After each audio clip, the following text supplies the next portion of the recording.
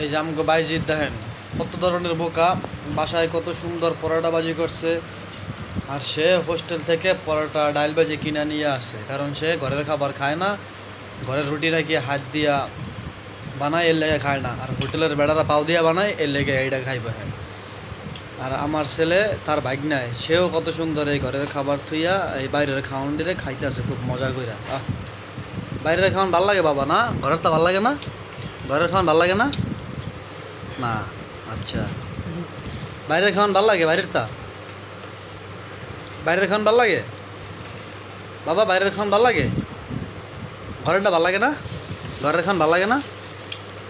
কথাই কইতো না, এখন খুব মজার মধ্যে আছে। কি মজা করে বাইরে করে কিনে আনছে হোটেলে করে ডাইল বাজে, কি মজা করে খাইতে আছে। আবার আমারও খাইতে খাই এডি, আমি এই ঘরের বাজি থেকে আমি খামো এডি।